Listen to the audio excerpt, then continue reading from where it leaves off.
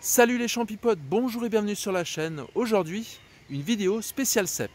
N'hésite pas à la regarder jusqu'au bout, à mettre un pouce bleu, un commentaire. Et si tu es nouveau, le plus important, active la cloche et abonne-toi. Je te souhaite un bon visionnage.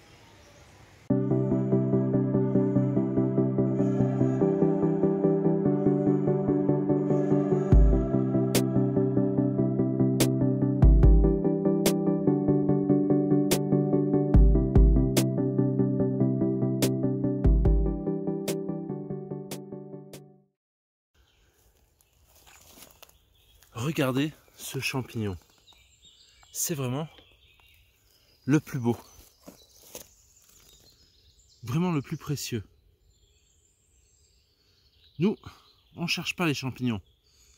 Tu apprendras que c'est les champignons qui te trouvent. Aujourd'hui, on va passer une journée vraiment dans les bois pour essayer d'apprendre à chasser le cèpe. D'abord, vous avez besoin d'expérience. C'est pour ça qu'on va dans les bois. C'est le plus important. Et puis, la passion. La passion aussi. Et surtout, vous devez avoir aucune attente. Donc, rentrer bredouille, c'est tout à fait normal des fois. Ce qui est aussi important, c'est la connexion. La connexion avec le bois. Et c'est lui qui va vous aider à trouver des champignons. Il n'y a vraiment rien de rationnel. C'est une question d'expérience. On est tous été des chasseurs-cueilleurs. Regardez ça. Alors quand on cherche des champignons, il faut vraiment être bien équipé.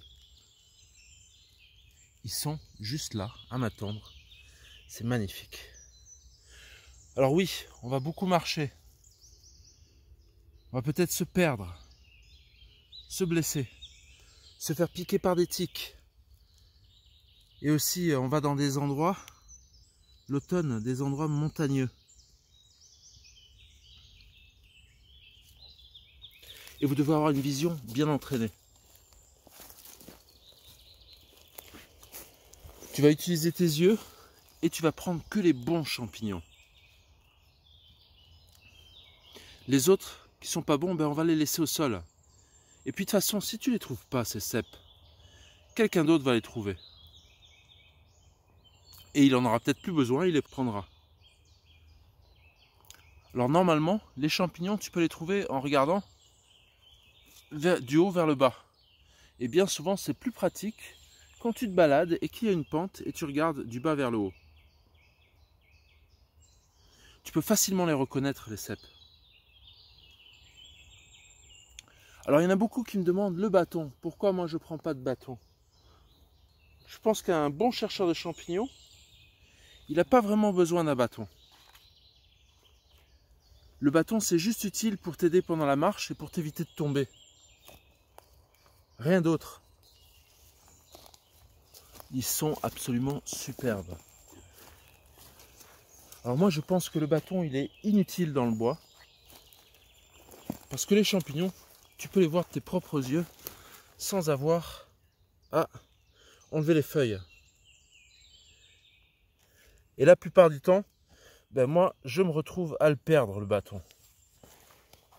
Et je fais demi-tour et je perds du temps à le chercher. Alors quand je prends un bâton, je prends un bon morceau de bois. Un morceau de bois que j'ai trouvé dans la forêt. Un morceau de bois que la forêt m'a confié.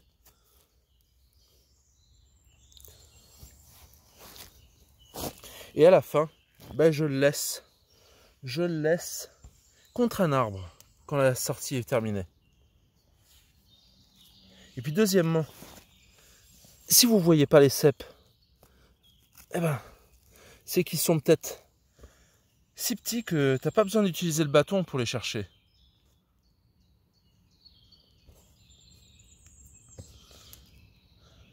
Et ça, on peut le dire pour tous les champignons. Donc les juvéniles, eh ben, on les laisse en forêt. Alors je suis content, On a bien marché, on a déjà commencé à trouver des cèpes. Et ça, c'était le but, c'est le but de cette vidéo. Ensemble, on va sortir et puis on va ramasser des cèpes. Au moment où il se dévoile, eh ben, tu vas le cueillir. Tu le vois, tu vas le chercher, tu vas le cueillir. C'est un très très bon moment. Un moment où tu as un petit peu d'adrénaline, ça fait toujours plaisir de les revoir.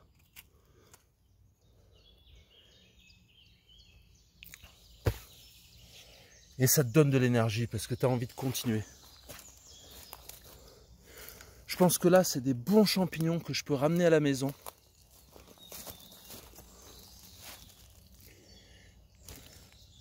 Et puis chercher des champignons, ça c'est vraiment excitant. Il faut vraiment être concentré. Concentré parce que ton cerveau, il va commencer à regarder et tu vas reproduire cette forme des champignons que tu vois. Cette forme au sol. Et dès que tu vois quelque chose, ton cerveau, en fait, il va le reconnaître. C'est une dimension à peu près standard. Un pied, un chapeau. Une taille, une couleur. Et ton cerveau, il va faire le match. Et tout de suite, tu vas les trouver beaucoup plus facilement. Aujourd'hui, on est vraiment sur une très très belle sortie. Regardez ces beautés là. Cette ligne blanche autour. Ça peut te dire que ce champignon, il est vraiment arrivé à maturité. Un quart de tour, on le tourne et on le prélève.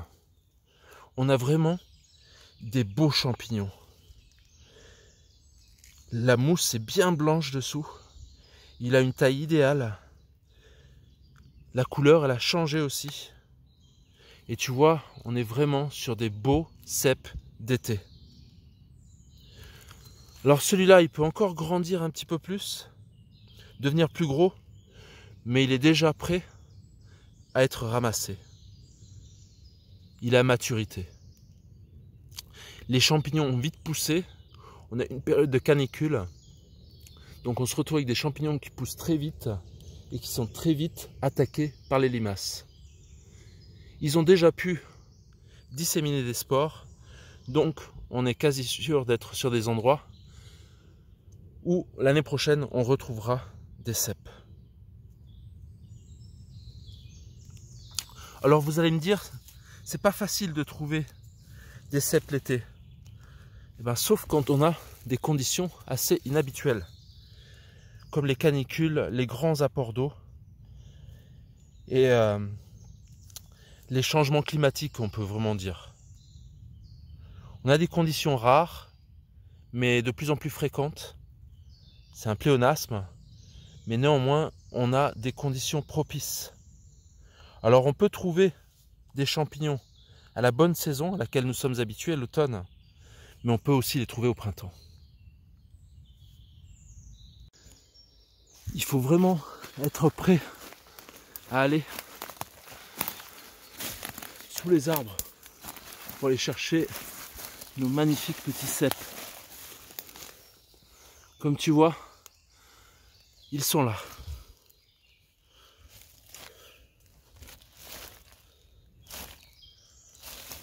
On s'installe.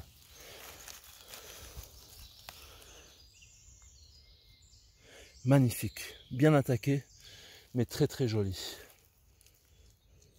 Toujours le nettoyer en forêt. Les premiers cèpes, ce sont des merveilles.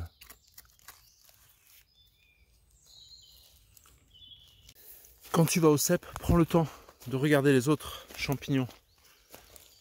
Là, on a une très belle amanite rubescens. C'est un champignon comestible, à condition de le cuire 20 minutes et de jeter l'eau de cuisson. En voici une autre. Et l'amanite rubescens, c'est une bonne chose de la chercher parce que souvent, les cèpes poussent à proximité justement de ces amanites rubescens. Nous en voici trois. Trois jolis, délicieux, magnifiques cèpes.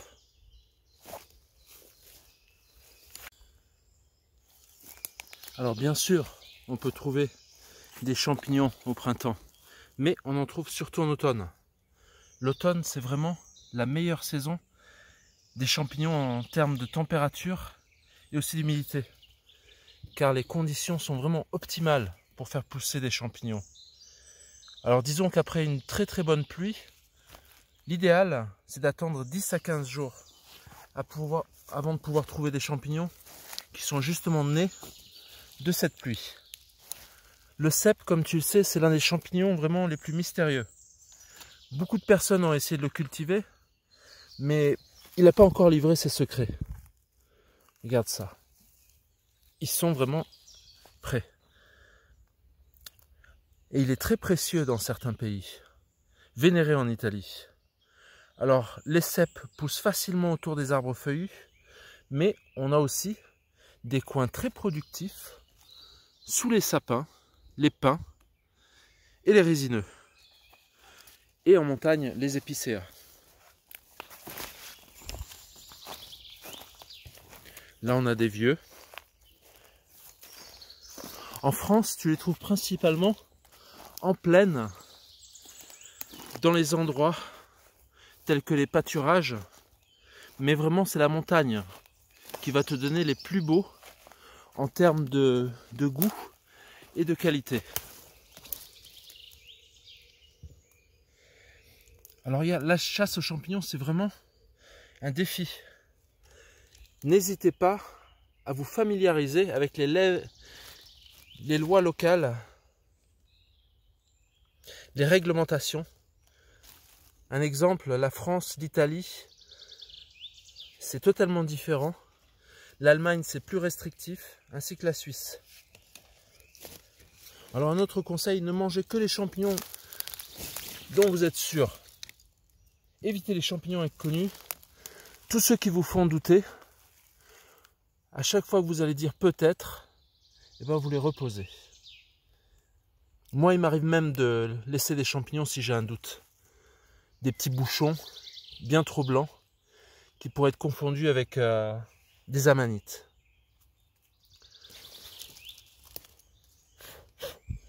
Les moustiques sont là. Alors après avoir cueilli vos champignons, toujours vous référez à une personne expérimentée pour vraiment vérifier qu'ils sont comestibles. Là, il n'y a pas de doute. Un pharmacien, même s'ils sont de moins en moins nombreux à avoir été formés à la mycologie ou une association mycologique.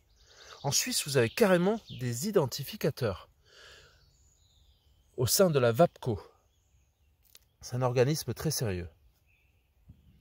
Alors comme vous le savez, les champignons sont vraiment liés aux plantes. Ils sont en symbiose, les uns avec les autres.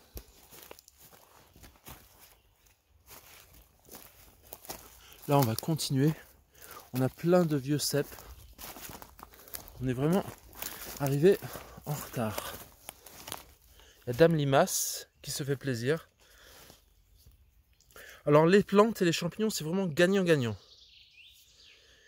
Vous avez ces champignons qui vont donner de l'azote aux plantes. Et les plantes, elles, pour nourrir le champignon, en fait, elles vont donner du carbone. Du carbone et aussi du sucre. Dans l'exemple des morilles. Donc, c'est les deux qui gagnent. C'est ce qu'on appelle une symbiose. Et les jeunes plantes ont besoin de beaucoup plus d'azote. C'est eux qui vont vraiment produire le plus de champignons. En France, évidemment, on a beaucoup de bois privés, mais aussi on a des forêts publiques. Et on a besoin de bien respecter les règles. Et ça ne veut pas dire que parce que c'est une forêt publique, je peux faire ce que je veux et enfreindre les règles. Et les quotas, en limitant l'accès au bois, justement, ça permet à faire en sorte que la chasse aux champignons soit durable. Et ne cueillez que ce dont vous avez besoin. Regardez ce joli cèpe. Alors le vrai maître, c'est pas vous, c'est le bois. Et vous avez beaucoup de choses à apprendre de la forêt. Ne l'oubliez pas. N'oubliez pas que cette forêt, elle est plus forte que vous, ça fait bien plus longtemps qu'elle est là. Et elle a un pouvoir de vous donner de l'énergie. Une énergie croissante. Alors, cette forêt que vous voyez, elle vous donne tellement et elle ne vous demande rien en retour. Alors la chose la plus importante, je pense, c'est va te promener dans les bois. Respecte-la.